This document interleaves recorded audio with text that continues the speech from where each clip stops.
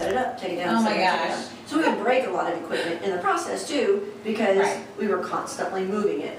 And so this is now a dedicated courtroom. We are not a court of record, so we do not have jury trials like you see on TV. We just have a bench trial. The judge, she sits in the middle. That is our judge actually there that's talking, so you know that's our judge. But our judge sits up front, right underneath that big city seal, and she sits up there. The podium is where the defendants stands when they come into court. The court clerk sits to the left. She's in charge of processing all of the tickets and the paperwork and everything. And then if we have a trial, the witness, we actually do call witnesses, they sit over on the right. The computer on the far right is where our prosecutor sits. He's the one who actually issues the tickets, signs the tickets, and is charging the person with the offense. If you want to wait on the next tour, she'll be right back. If you want to wait just a minute. Thank you. And so, like I said, this courtroom, we've been able to add capacity. As far as cases, we do have court 2 days a week. On Tuesdays and Thursdays, we have court all day. And then the first Monday of the month, we have what's called a conflict judge. So like if Judge Pearson would know someone or have a conflict with a case, she would just excuse herself, and then we have a conflicts judge that comes in once a month and would hear the case. That way there's no issues, no conflicts. And that judge is Judge Michelle Spooler, and she's from Kane. Judge Pearson is from the East Prairie area. So you know, with the TV over here on the right, that's all of our court instructions. So when people come in, they can read those. They scroll through them all day long, and it's rules of the courtroom, decorum of the courtroom, and what happens with your, when you come up, things like that. So they can sit and just read it while they're waiting for their case. Because we may have a 9 o'clock docket, and we may have 50 people on the docket. So you have to sit there and do all the people. That's what that's for. We'll go on in since she's walking out now. We think you guys are any other way.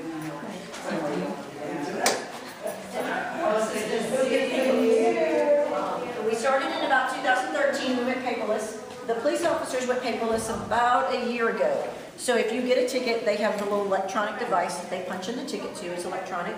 They come in, they'll print you out a ticket, but they download it into the computer system. It goes to our prosecutor electronically. He approves the ticket. It goes to court. The judge will pull up the ticket on her computer up here. Then she will, what I call, push it out to the defendant. So the defendant's standing here and will see their ticket right here on the screen. She will read it to them in case they can't read, and at the same time they can read along as they're going. All of the rights that they have, she will put them up here so that they can read it. And then they will sign whether you are pleading guilty or innocent. It's an electronic signature. All goes into the computer system, goes right back to the judge, goes to the clerk, and it's now all electronic. So we've been able to do that. We started that in about 2013. All of our files prior to that were all paper, so we still have a lot of paper floating around. And somebody said, we got paper here. This is so if they get assigned a next court date, they can write it down so they don't forget it. So that's for them to take with them. So I was like, I see paper. Yes, you do see paper. Can we get a copy of that? Huh? You want a copy? Yeah, sure. Trying to get as much souvenirs as I can. Okay. Yeah. This is, so there you go. So they can write it on there, and they also can use this to check in if they want. So like if the judge doesn't understand what they're saying, what their name is, they can also write it down. And so they can hand that to the judge, and we can also write their name on there and use it for days. Oh, there's we can go in here. Our bailiff, our court bailiff sits here, and he is responsible for checking in people. We also have a camera up here when they're on, that the camera monitors the couple back rows of the room, the lobby, and out front of the parking lot. So he can monitor people, people have purses or things like that, so they can make sure they're not carrying anything in that they should. And then this is a staff only. You're going to see on most of our doors we have these little badge things here. All the employees have a badge, and it's all electronically restricted. And so only if you have a key card to get us in can you get in. Otherwise, it's all red and you can't get in. So all the building is like that, so that everybody's secure. If you want to come on in this way, to explain what this is, we have these throughout the building as well. This is a camera that's in the ceiling right outside the store.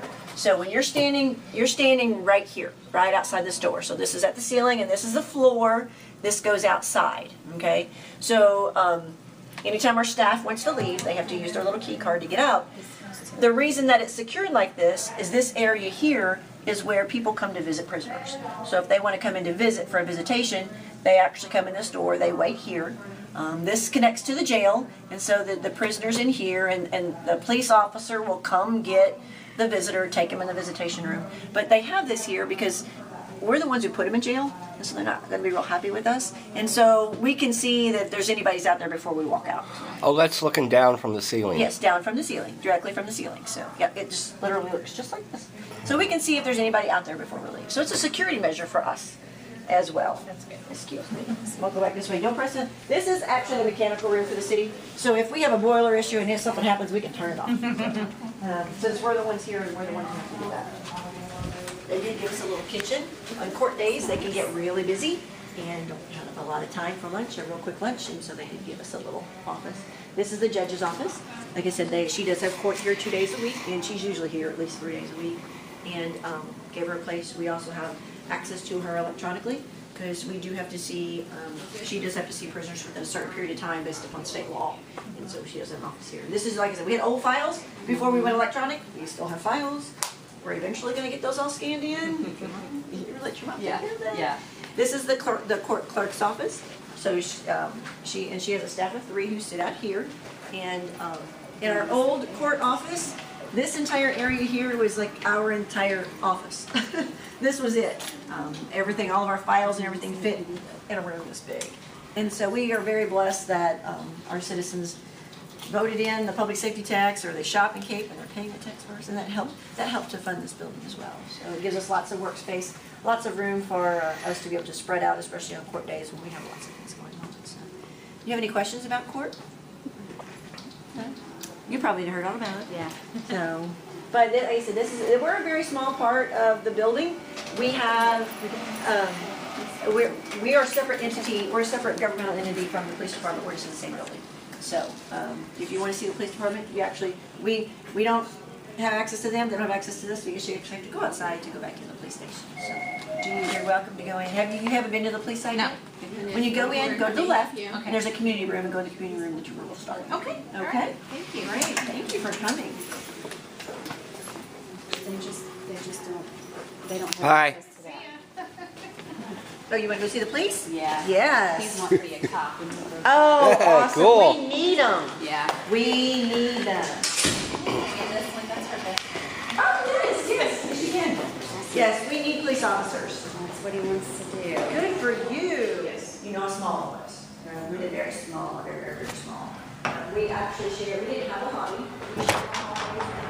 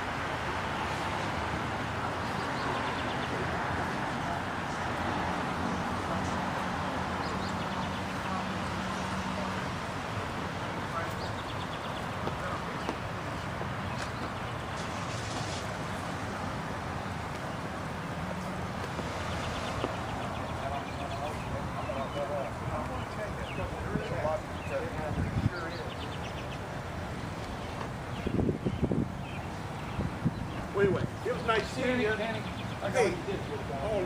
Oh, well, I enjoyed it. Well, thank you.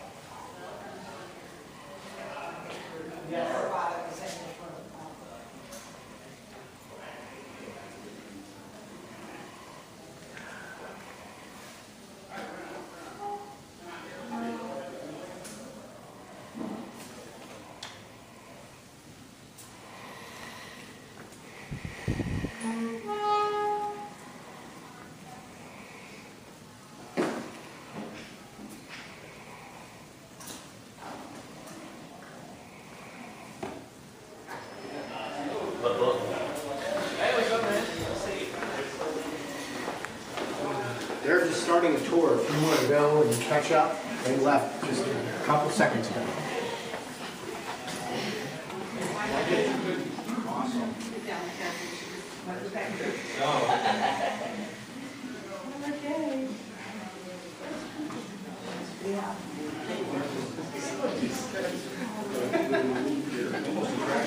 Sure they let you have one, because I didn't have one. If you want to go get one, you can.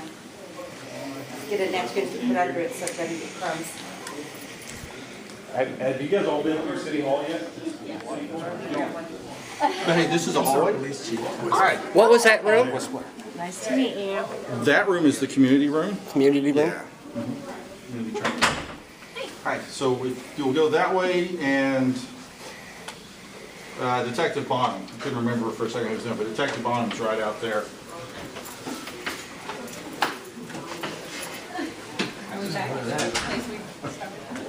Start walking through the bridge.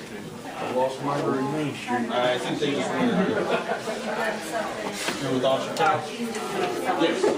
And the judge decides whether he did or not. Because he had to did that.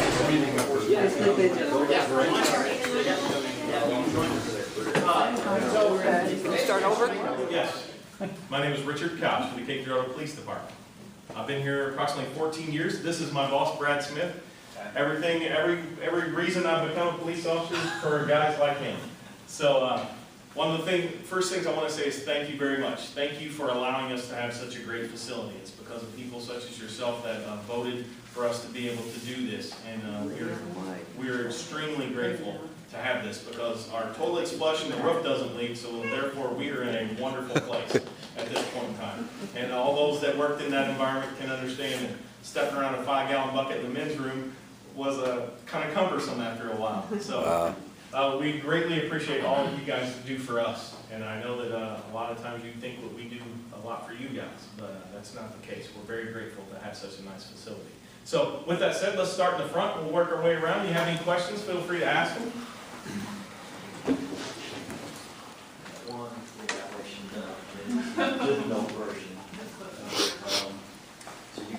This is the last group I had was about 20 people, so I had to wait. So this is great. This is obviously the front lobby of the police department, and with this, I think it's pretty awesome. I know the floors are tough to keep clean because we want to make race stuff, but we'll deal with that. This door closes at 7 p.m. There's a phone out in this little vestibule area where you can contact us and say, hey, I need a police officer, and we'll send one out to you. That phone rings directly to the 911 center on North Spring. This room here is a report writing room. Used to, back in our old facility, if you wanted to report that your house was burglarized and you wanted to report that you were assaulted, you both would know each other by the time you got done spilling your stories to us. And now we have somewhere where we can take you off, get private information from you to where other people don't hear that. Obviously, we have restrooms for the comfort of those that are visiting. And there's a station commander position. This position is manned from 7 a.m. to 7 p.m. and he answers all the phone calls when you call into the police department and answers any type of law-related questions. This is their records unit. They handle all of our records, releasing of our police reports, releasing of our accident reports, things of that nature. These are our 5 officers that have been killed in the line of duty. You see EOW. EOW means end of watch. That was the day that they were killed in the line of duty. I believe it was Donald Crittenden was on his very last day of work. He was going to leave that day, and that was going to be his last day. So, you know, it's one of those things, we see a lot of blank spaces up there, and we hope we never have to fill those. And absolutely, we're very grateful for their sacrifice, that's for sure. EOW is end of watch? End of watch, yes sir. We'll step through here.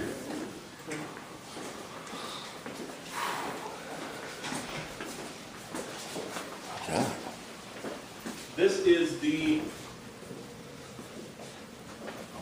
last person. Sometimes I start talking too fast. I'm just glad there's not like 50 people trying to come through here. Yeah, that's was my last batch. This is the detective kind of waiting area hallway, and what this is for when you've been involved in a crime, a victim or a suspect for that matter, or a possible suspect I should say, then you'll come in here and you'll wait, and detective will talk to you. These are interview rooms. Feel free to go on in, push the door, the lights are on. These are soundproofing materials on the wall. Feel free to look on through. Hopefully you never have to go in there. Now it's time to go to places that you never want to go again. Yeah. But these two rooms are exactly the same. There are interview rooms. The button on the outside indicates that when you push that, that means that it's a marker and we're going live with an audio and video recording. So cool. Anything that goes on in this room is going to be audio and video recorded. That's why we had to get the soundproofing, because we noticed when we moved in it's kind of an echo. And so we didn't want that. We wanted to make sure we hear clear, concise conversation in these rooms. So we have two of those rooms, which is really awesome because their old rooms used to have like a 3-inch shag burnt orange carpet on the walls, and I kind of miss those at some point. This is our polygraph room. We have a polygraph operator on staff, which is Lieutenant Perry, and used to he would have to set up his equipment. He would have to set up his equipment, and then he would have to take it down, move it to a different office. Now it's set up, it's ready to go. He's ready to go at any time. So super excited about that.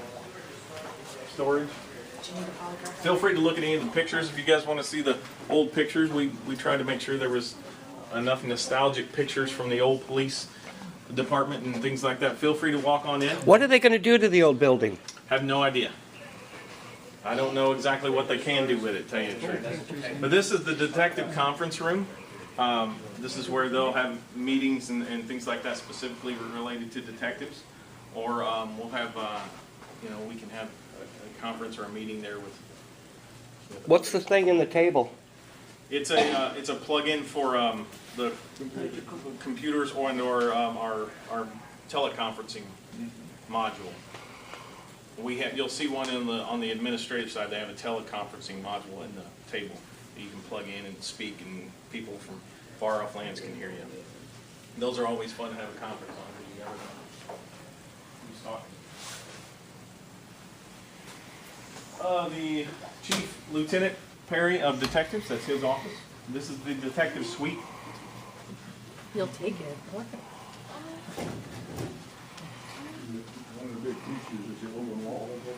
One of the big features absolutely is just the openness of it all. Absolutely. Back in our old building, the detectives, some of them worked out of closets. Some of them worked out about a half Out of of this. closets? You're being funny, right? No, sir. He's serious. No, out of closets. Lieutenant Majoris, when I first started, was in a closet. It was just happened to be big enough to put a desk in. Absolutely. So these guys are really excited. This is, they went from the poorhouse to the penthouse, is what I say, because they all have room. They all have their own desk, and it's pretty exciting to have this much space. And they're glad to have it. That's for sure. Remember the old church headquarters? I've seen pictures, yes. Yeah, that's where it was when we moved to town. A church? Uh-huh. Where was that at? It was where the old fire station used to be. This carpet sample in this picture is the exact carpet that came from the old interview room. Oh, right there. Yes, sir. Yeah. So that's what was on the wall of the old interview. This wall hanging here behind you are etchings of our 5 officers that were killed in the line of duty from the Law Enforcement Memorial in Washington, D.C. It's much like if you've never seen it, it's much like the Vietnam Memorial Wall or something like that. I have unfortunately a couple of friends that the names are etched on that wall, and so that's somebody went up there and took an etching or a sampling of that. So that's pretty cool. Assistant Chief Majoris, Assistant Chief Wimp. The Chief's office, one place I try to stay out of if I can. He does a pretty good job of staying out. The administrative conference room.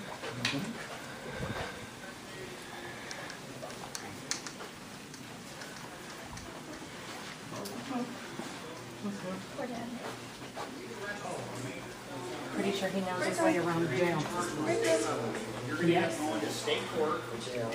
Hey, there's pretzel treats if you want some. Feel free. You better grab some before somebody else does. In the orange bucket there, welcome those. This is our break room. Our old break room was not nearly this nice, that's for sure. And so this is where officers have their lunch. Where if you send us cookies, cakes, treats, stuff like that, it comes back here and it vaporizes. It just miraculously disappears, and we appreciate that. Because I told the story this last time, my father-in-law years ago said, hey, I want to bring some pizzas up to the police department. How many should I bring? I don't know, 15. 15? Isn't that a lot? So I'm telling you, just take 15 up. He took 15 up and he stood and watched, within 5 minutes they were gone. I said, don't put your hands out, don't make any sudden moves. So I say this vending machine holds probably the most caffeine of any vending machine in the city of Cape. I think there's every Kickstart, Ribbit, Monster known to man in there. And that's because we work long shifts, and I never really drank coffee until I started working here. Now if I don't get 3 cups a day, I feel weird. So that happens. And I am hooked, that's for sure. But this is where we enjoy our lunch, and they had a barbecue here the other day, and we had barbecue. Cool. It's good stuff. We're going to run into the back of this tour, it looks like.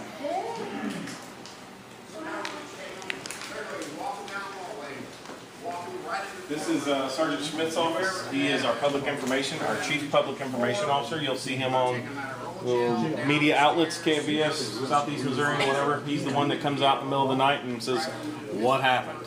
And we explain to him what happened so he can in turn and tell the media exactly what happened. What's his name? Sergeant Rick Schmidt. Everything, again, workflow and the way things work, they're supposed to work, it's became a more efficient department. What's that on the floor there? Is that, oh wait, that's to buff the shoes or something? Yeah, he got a shoe buffer somewhere. He said at a yard sale, and he said it worked great. He got it like for $2. We have a rubber room. That's never boring. We have a nurse's station. We have a small kitchen, and we have a laundry station. Oh, this is Rich We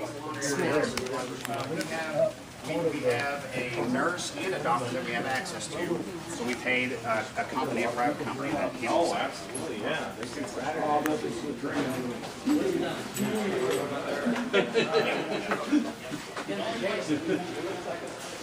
This is where you, We need to coordinate our tours a little better. this is where you get what you need out of the suspects? You know, sir.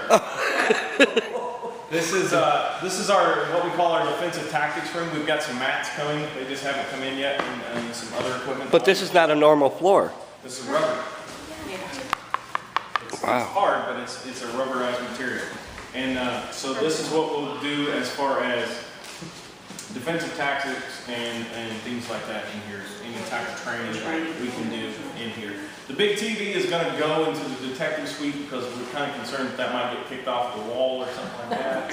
And then there'll be some explaining to do. So to circumvent that, we're going to move that TV into the detective suite and maybe put a small one in there or something. The speakers are for? Speakers are for, well, one for our overhead paging system. Excuse me, and 2 probably mounted into the TV. What's this room for?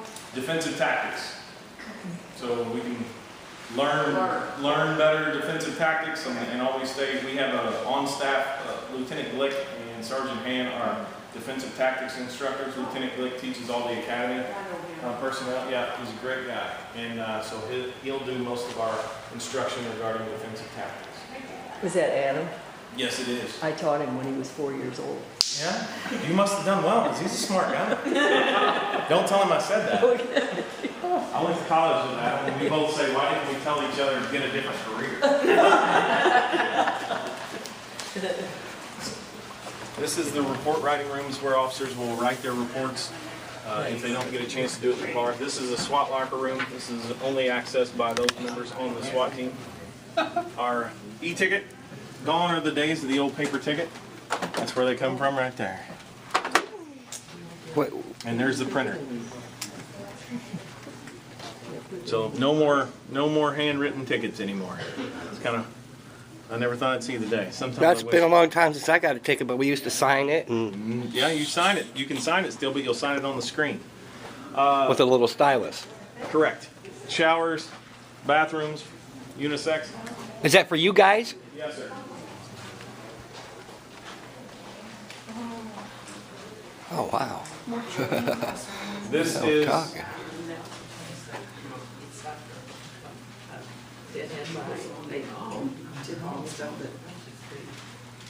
we have some blinds coming for this because we didn't realize this is one way or kind of mirrored type glass, but at night you can see right in here like it was regular pane glass, so we're getting some shades to put up for that.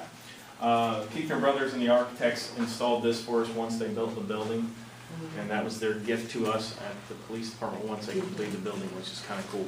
This is our briefing room. Every shift we have a briefing, and this is where we talk about what's going to happen for the day, for the evening, what we need to be looking for, who we need to be looking for, and things like that.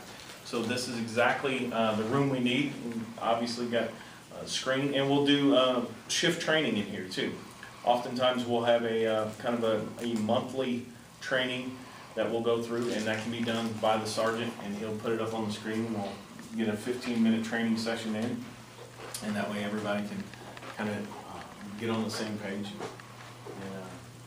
Be trained up and be briefed. So this is really nice. The table's all really cool tables. Used to, I bet we had 50 to 100 folding tables in the old building and stacked them up and folded them out, and put them up and folded them out again.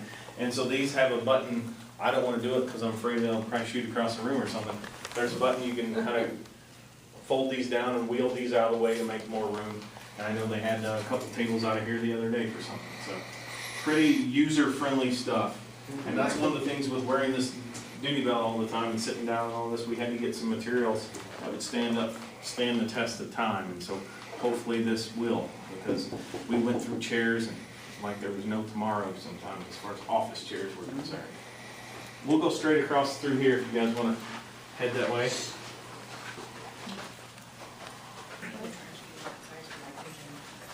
How are you, sir? I'm giving a tour. Jump in where you can if you want. Thank you. Officers' mailboxes. This is like at home, nobody closes the bathroom door.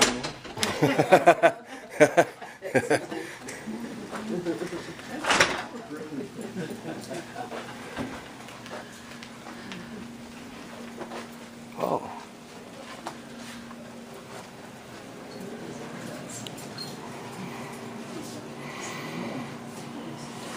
I can tell you now, this is a table that you probably would not want to eat off of. Because they process, this is our evidence processing room. When a street officer or patrol officer brings in evidence that he takes off of somebody or takes out of a crime scene or whatever, he's going to process it here. He's going to package it in either a bag or a plastic bag or envelope or box or whatever the case may be. He's going to package it up. He's going to fill out the proper documentation, seal it, sign it, and then he's going to take it in the next room. If this is pretty much packaged for packaging from the street officer, from the patrol officer. As you can see, there's sex crimes kits, batteries, urine samples. That is not a sample, that is a urine sample specimen box. These are other samples laying around. Vacuum sealers, Narcan. We are now, if you guys have kept on the news as far as Narcan is concerned. Is that for heroin? Heroin overdoses? Correct, yes sir.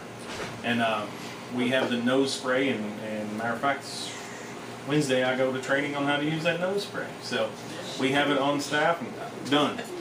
So that's one of the things that this is kind of the preliminary evidence packaging that goes on here. As you can see, we go through a lot of envelopes, Sharpies, evidence tags, labels, and stuff like that. Then we'll move over into this room. This room is where he or she will bring the evidence. Put it in the evidence locker. We have refrigerated evidence lockers for blood or urine or alcohol. Blood, urine, and alcohol have to be refrigerated to be a valid sample at the crime lab. So they will put the evidence in there, push the button, and it's locked. We have no further contact with that evidence. On the other side, you can look through there, there's offices. There's 2 clerks and an evidence supervisor that will pull up that evidence out the other side and process it need be. This is a room that is secured. If you see the key fob on the outside of the door, oftentimes if we have a big crime scene that we're processing, the evidence techs, we have 4 evidence techs and a supervisor will be back here processing evidence and on a major scene. And so they'll bring that evidence back in here, and it's pretty much just a bigger version of what you see out there in a more secure environment. When we moved in here, we moved over 61,000 pieces of evidence from our old building basement. It took a chain gang of guys tossing over 1,600 plastic totes up the stairs onto a trailer. Everything was sealed and signed for by the evidence supervisor, and we hauled it over here and we put it in a storage building, or a storage room back in here that has huge rolling racks on it. And they have over more than 61,000 pieces of evidence now, because we take in quite a few just during the day. So those are all back there. There's rooms for just guns, there's rooms for just drugs, and everything else. So these are kind of the new thing. It's not new, it's new to us, but it's really nice to have, because we don't have to keep up with a key. Used to, it was like being at the bowling alley. You put a key and you better hold on to your evidence key, or if you lost it, you had to explain why you lost the key. It was a big mess. So perfect stuff. We'll move on out here and I'll open the garage door. Some may think this is a really nice garage.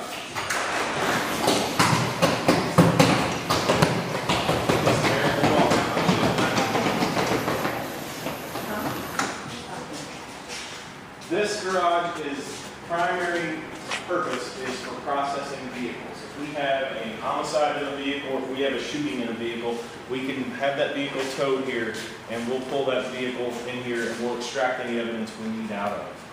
And that way it's done in a secure, enclosed environment. Used to, in our old station, we would have to put signs on the door, hey, don't come in the garage, there's evidence in the garage.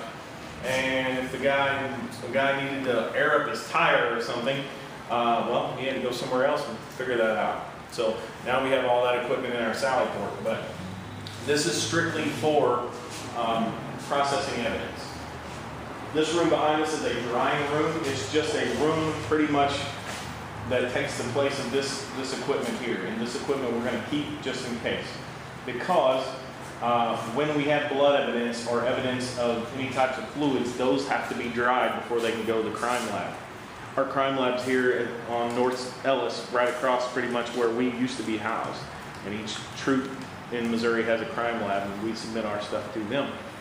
But that evidence has to be dried, and we have to have that totally dry before we send it off. So that's what that room is for, and that's what that equipment's there for. We'll step out here real quick, and then we'll come back in on the total.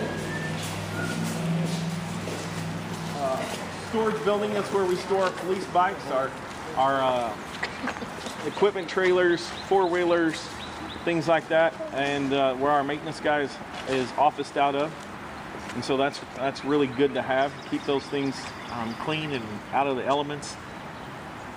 This little caged area right here, we're going to get a roof for. Everybody's already asked. Is the doggies going to have a roof? So when our canine officers, we have 4 canines now, and so when they come in, they're going to spend any length of time in the station. When it's good enough to do so, they'll put them out here, and those guys sun themselves and scratch themselves and do whatever dogs do and live the lap of luxury, that's for sure.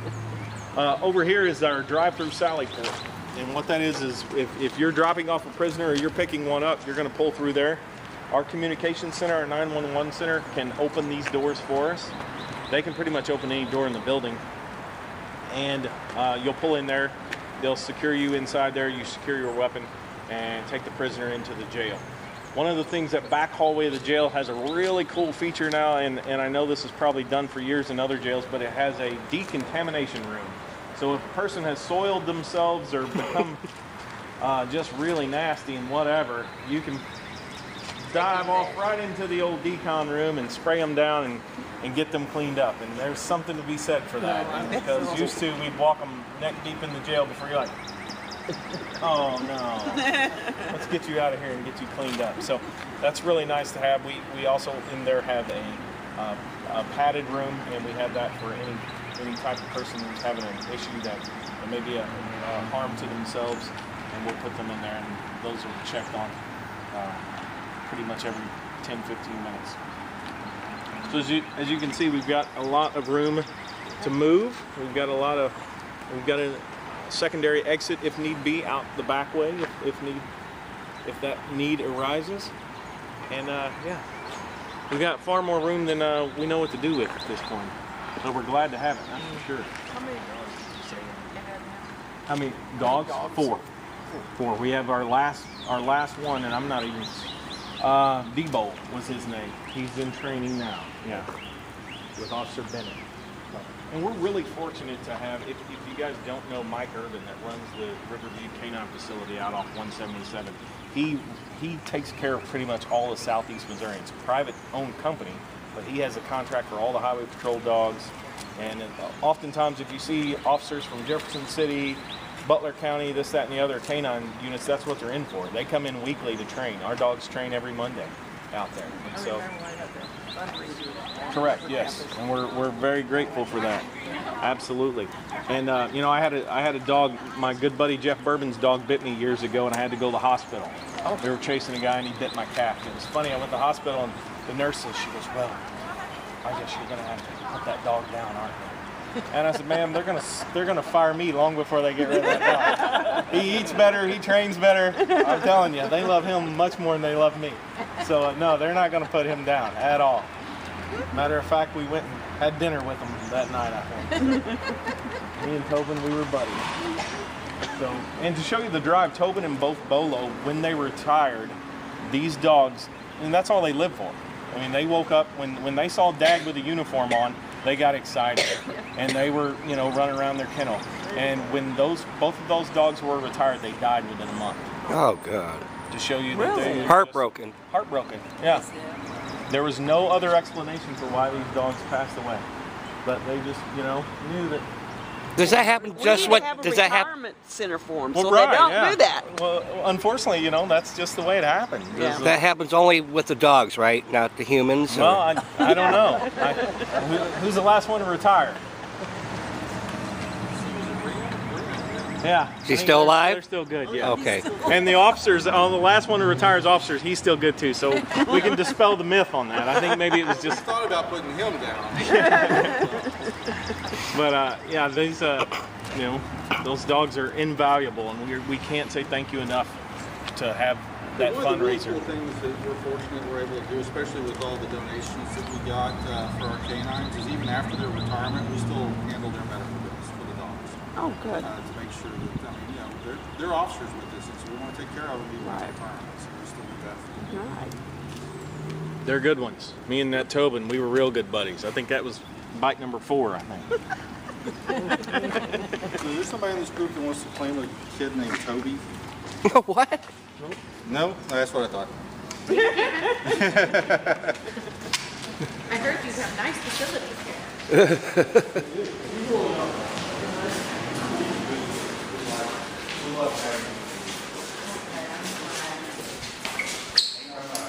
We're gonna go out and around. We're gonna. They've got a log jam in there. That bottom, he's chatting happy. We're gonna go around, kid. Did y'all run into a traffic jam? Yes, we did.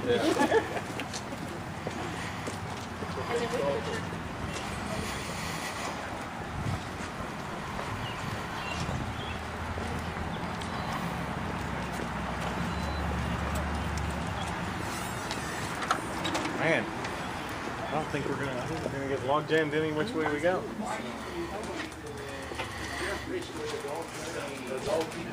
Jeff Bond or Bourbon? Yeah, I know him real well. Yeah, he's my good buddy. Yeah, you know, went to college together. Oh boy, you're a real fraternity around here. Yeah.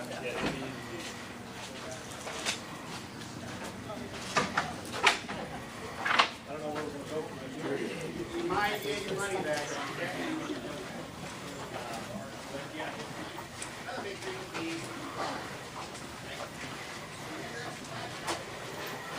All right, this armory's there on your right. That's where we keep any weapons that we don't have personally on us. Storage rooms galore. And this is kind of what we refer to sometimes as the pit, because this is where all the hard-working people work. Safe Communities ladies are here. Nuisance Abatement Traffic Division. Traffic Sergeant to be down there. Sergeant's office. Sergeant and corporals used to share an office. Now they have their own little cubicle. It's kind of nice. Sergeant's over there, sergeant's over here, corporal's here. Records division, we can go back through there. Lieutenant Baum, which was running that other one. Nuisance abatement office, public information office. my office and Ryan Dragy's, which is community service. Lieutenant Brad Smith, who runs the special operations, my boss, and then Lieutenant Rodney Barker, who runs the actual patrol division. I have a question. What's the young gentleman there? What's his role? He is an explorer. He's a police explorer. And how many explorers do we have now? I'd say we have about 10 to 12. And they help us out with things like this. They help us out with traffic control as far as the fair parades and various parades. They're interested in law enforcement. Correct, yeah. And then anything that we need, they help us out with. They're good kids. We're going to we're going to a competition up in Indiana, Purdue University. At Purdue. And we go as basic as learning how to handcuff. So we'll do competitions on handcuffing, different scenarios.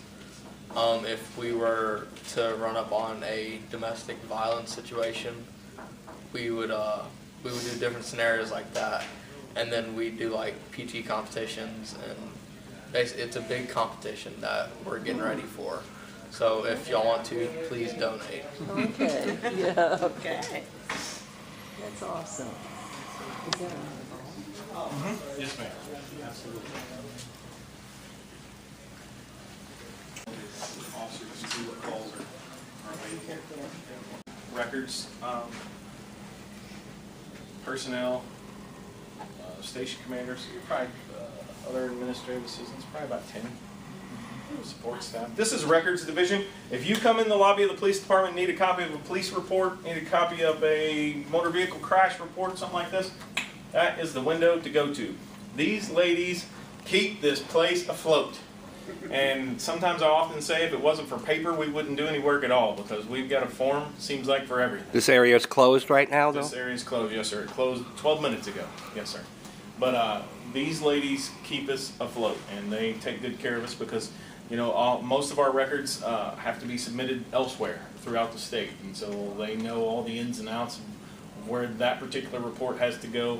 Our UCR crime reporting system is taken care of here, as well as our racial profiling. Every car that we stop, we have to document why we stopped them and what time we stopped them, what their ethnicity was, whether or not they were a resident of the jurisdiction, and that is all documented, printed off in here, and they keep a running tally of that and submit that at the end of the year to the FBI.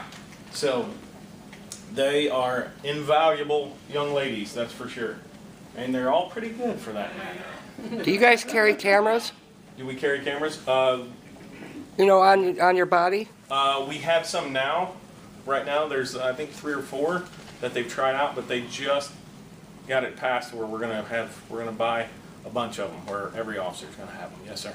And that's just a matter of placing the order and doing it. But they just received funding for that. Record storage. It's all about funding. It's all about funding. And votes. That's right. Hey, I know you.